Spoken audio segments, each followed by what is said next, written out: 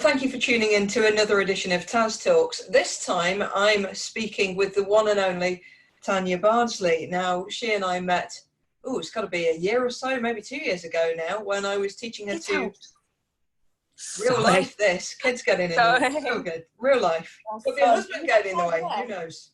Oh my God, he's nicking my charger like in this house. Chargers.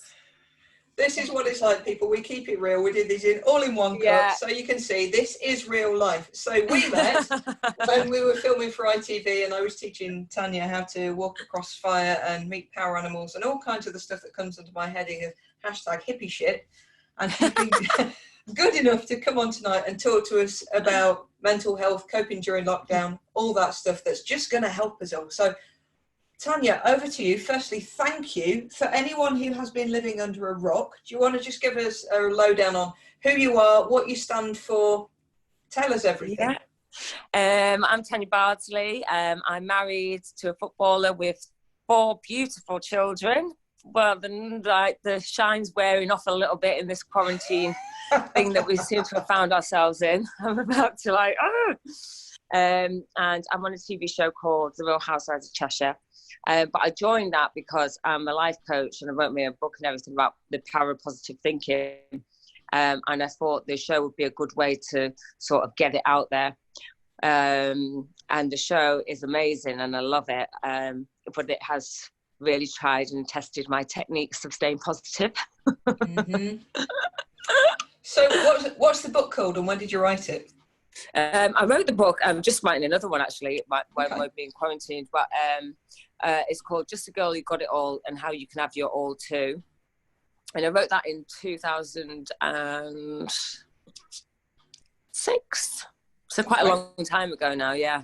There's been too many babies to do another one. I'm knackered. Baby brain is mush. And what's the one you're writing now?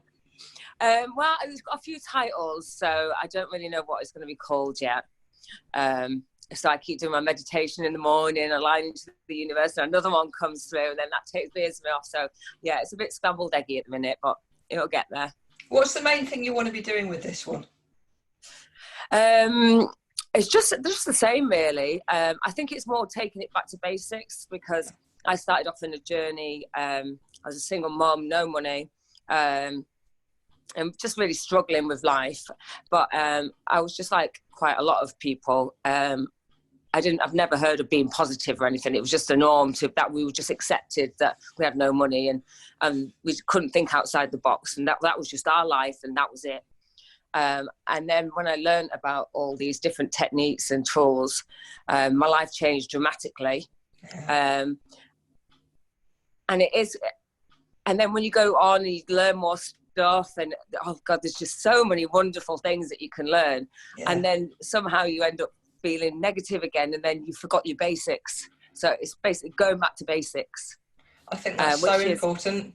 Yeah, and I think my basic, which I keep going back to, is how you speak to yourself in your mind.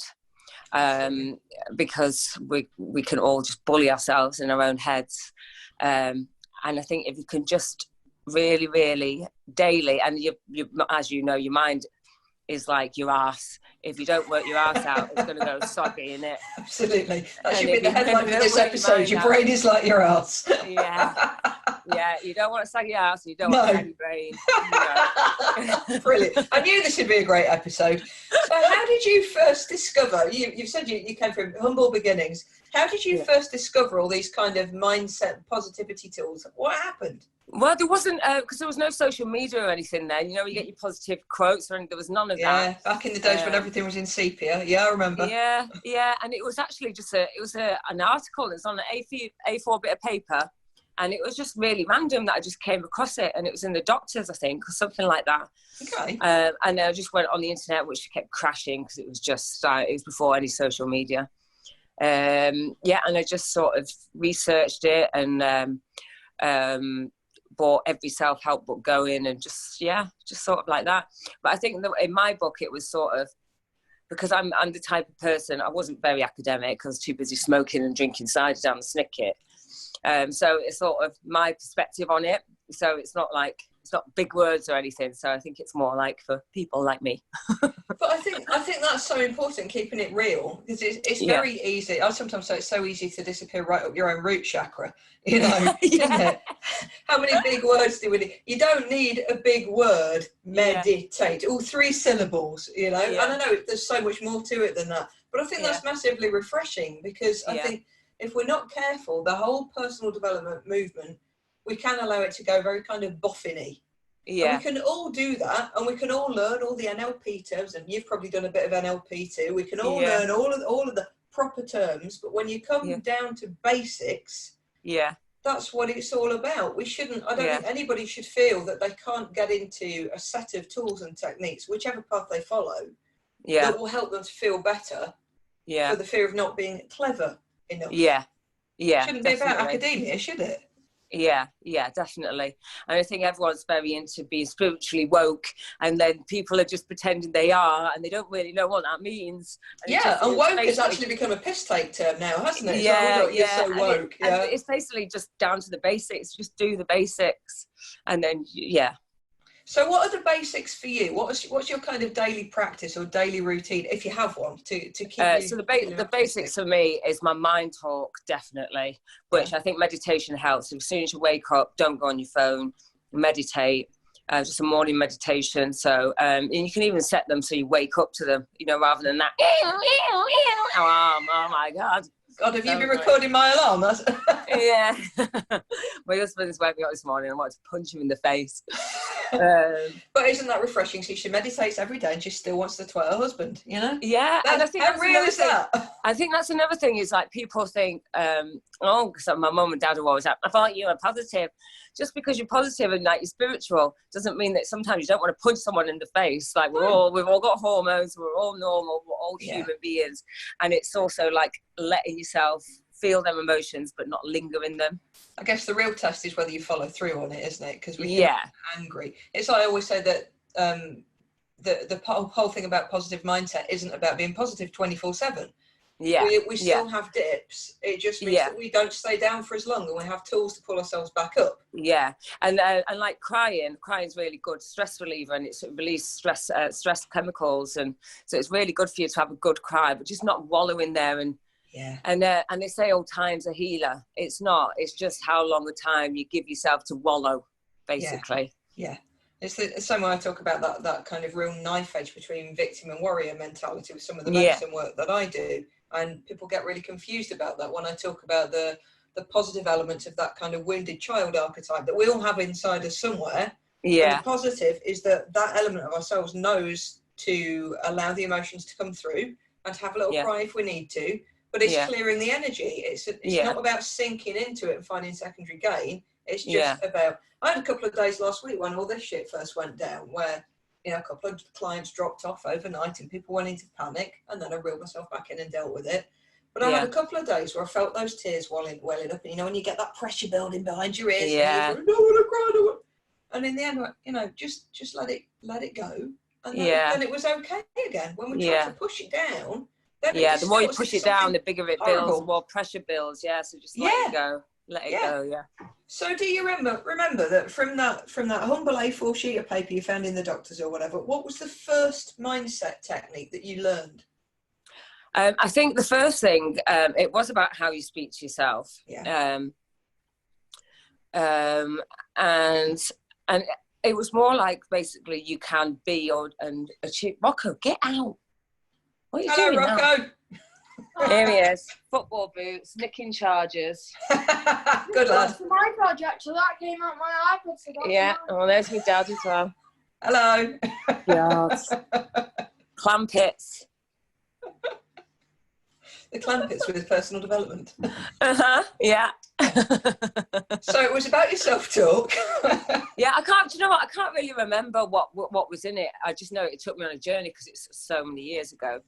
But it was just, that was just the first thing that I read, and it was just sort of, you can be, and it just sort of gave me hope that this was not my life, because I was crying in a car park because I couldn't afford to buy my daughter any presents, and for her birthday, she was only 2, I was a single mum. And it was just a horrible time, and I just remember it giving me hope, and then from what I read then, just sort of started reading other things. So how bad was it before you managed to turn your life around? How low did you get?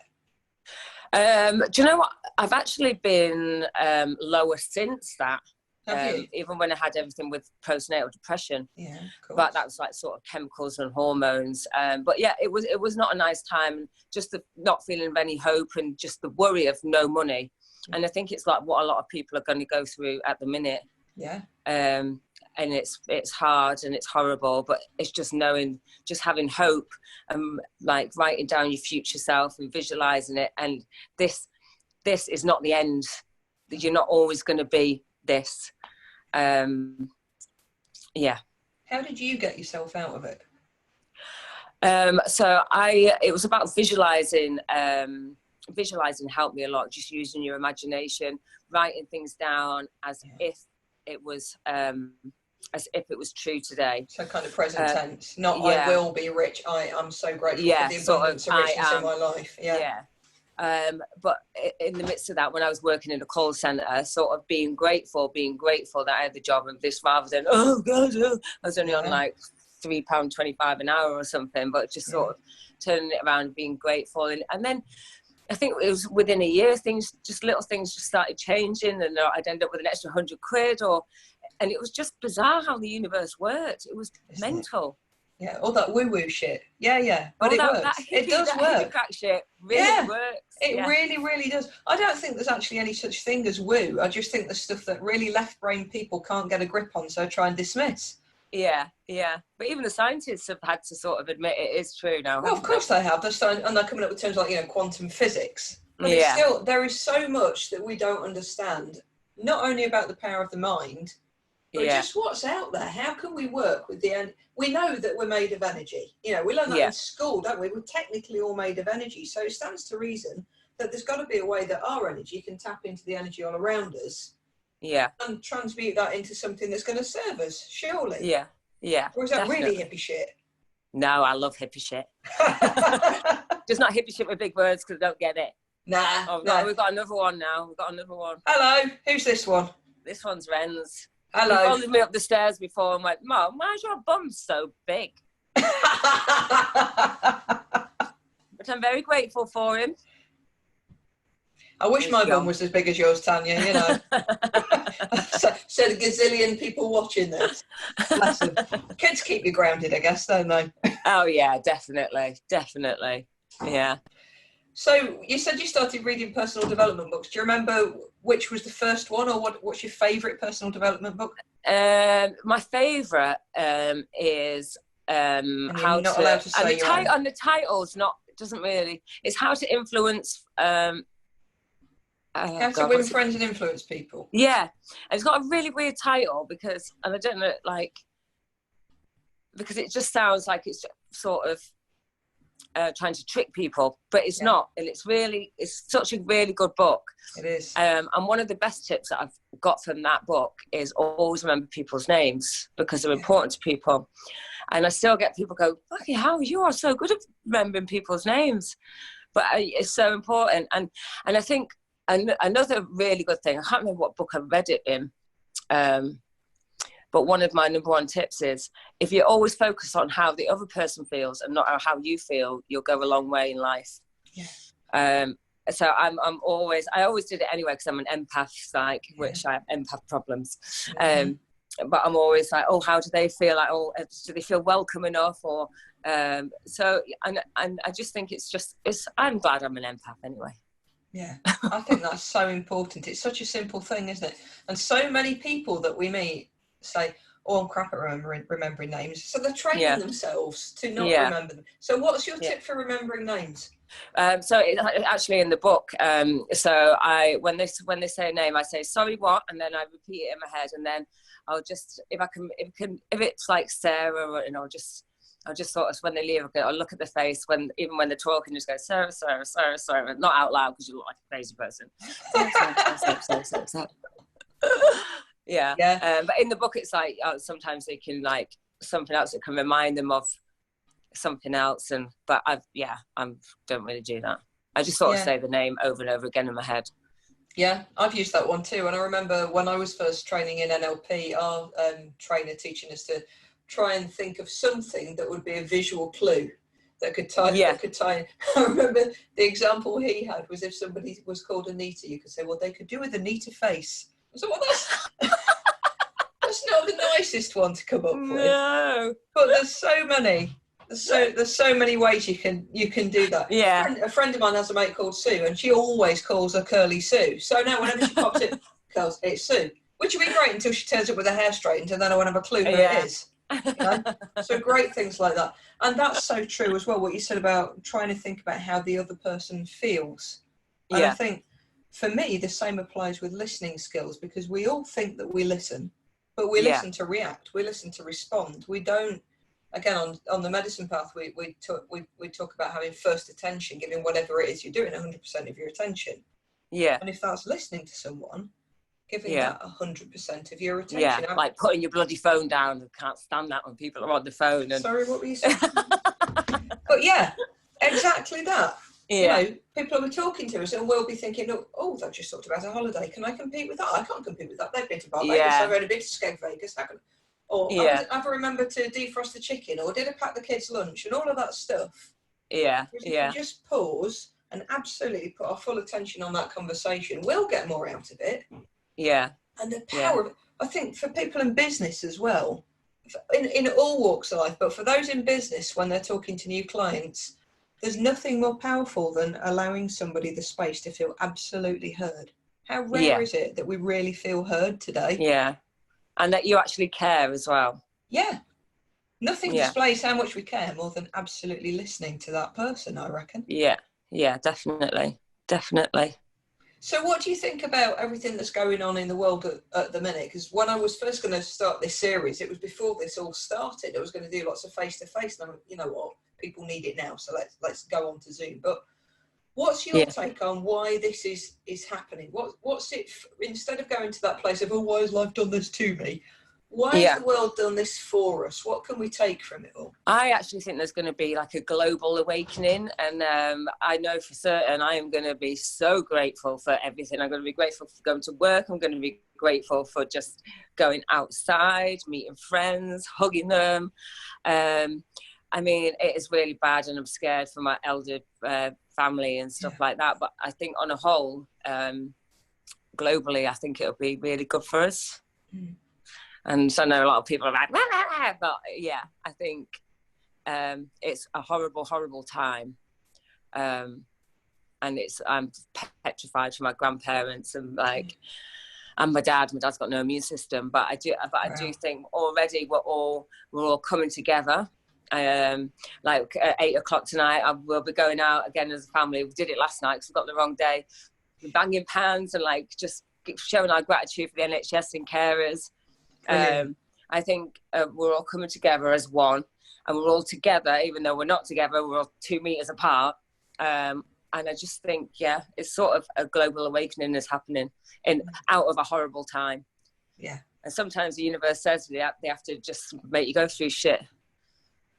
The universe told me that itself. Yeah. Well, why not? You know, I've said similar things before. You know, sometimes the best life lessons are the ones that are done up in really shitty wrapping paper. Yeah. You learn more from the difficult times than we do from the joyful times. Yeah. Yeah. And I was chatting to somebody on one of these a couple of nights back who was talking about the amount of extra wildlife they're seeing now and hearing the bird song. And she was talking about foxes coming into a garden. Yeah. Because we're not on their turf as much anymore. Yeah. Yeah. Yeah. It's mental. Even like, I know this is a more superficial thing, but my son's had his 11th birthday the other day. And we all sat around the table and we did musical bumps and musical statues. Like, no money was spent. Yeah. And he had the best day. Like, normally we spend like about £1,000 on like all his friends coming, like going to a football place and stuff. Yeah. And on toys. And it's just, he had the best time. Yeah.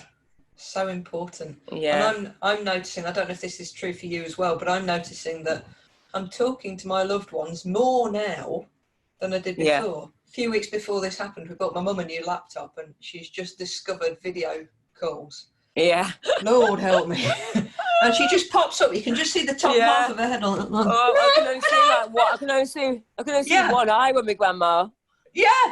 But, move it up, grandma. Absolutely. But if I hadn't done that, I don't believe in coincidence, but coincidentally bought that laptop. And we're talking now more than we did before. Yeah.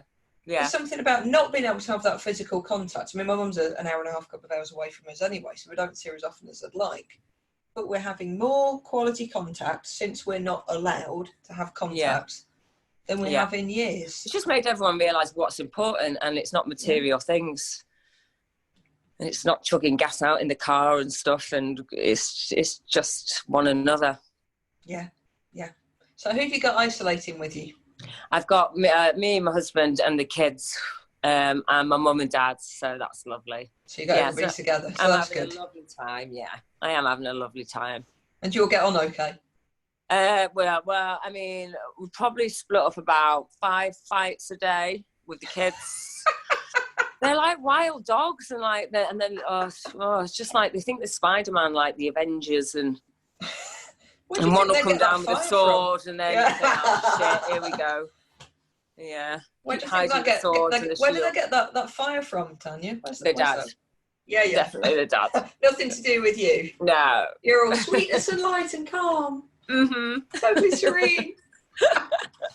So what would your advice be for people who are perhaps struggling with this? Because there's so many things, like you, Asher and I are so lucky because we're isolated together, and we've got one of those weird relationships where we could spend 24/7 together. And you've got a beautiful relationship. Yeah, lovely. We're so lucky. Thank you. We're so lucky.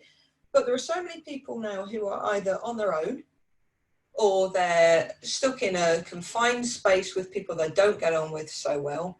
Or then we've got those cases where there's perhaps domestic abuse going on, and suddenly they are in. What can we do about that?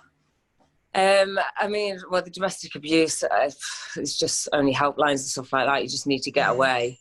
But I think because you can't sort out the outer world at the minute, so you've just got to go inner and just sort of sort out your inner work and sort of do your visualization, do your meditation. If you can't get a nap, it's simple, just breathing techniques, and just doing inner work.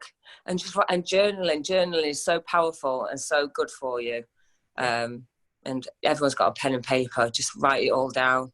And you never know, you might end up with a book after. You might. What's your tip? Because there are so many articles out there and guides and people saying there's a right and a wrong way to journal. What's your advice for people on journaling if they've never tried it before? Just free writing. Pen, paper, just write. Whatever's in your head, whatever is in your head, write it down. You can write your problems, you can write your to-do list, and then just let the pen, and I find it just sort of flows through the pen. Meditate first, then journal. That's what I would say to do. So what about meditating? Because again, you and I know that anybody can do it, but a lot of people are stuck in this daft idea that you've got to wear a white caftan and burn a bit of night off and get your little tie bells and reach a state of nothing, which of course is bollocks. I'm not very good at meditating on my own. I do have to go on Google and I go just type in guided meditations, go on YouTube. I do like the music, and I do like someone's voice telling me to breathe in and breathe out, because sometimes I forget. So yeah, and I think everyone's got a smartphone now, haven't they? Yeah. So things like Headspace, I guess, for all Headspace YouTube. and Calm. Yeah, Calm's great too. Every night. Yeah, especially the anxiety one on there. That's great. Yeah, there are some amazing. Within 5 minutes, I'm like, You don't know you like that. Has your other half told you like that? Yeah. You can always rely on them to tell you about the beauty of your meditation and sleeping face. Yeah. So if somebody doesn't have access to an app or they're not sitting in front of a computer, you were talking about breathing exercises. What's your go-to if you're out somewhere, you need a bit of calm and you don't have your phone in front of you? What do you do? What are these breathing exercises you rely on? Well, I just breathe in for 6, hold it, and then breathe out the mouth.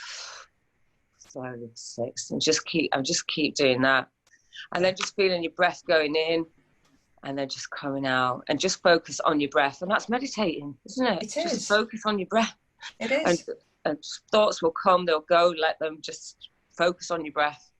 Amazing. Because, of course, it's not actually about getting to nothingness. So many people think that. Really, meditation is focusing on one thing. No, that's what my mum says. My mum said, I didn't feel anything.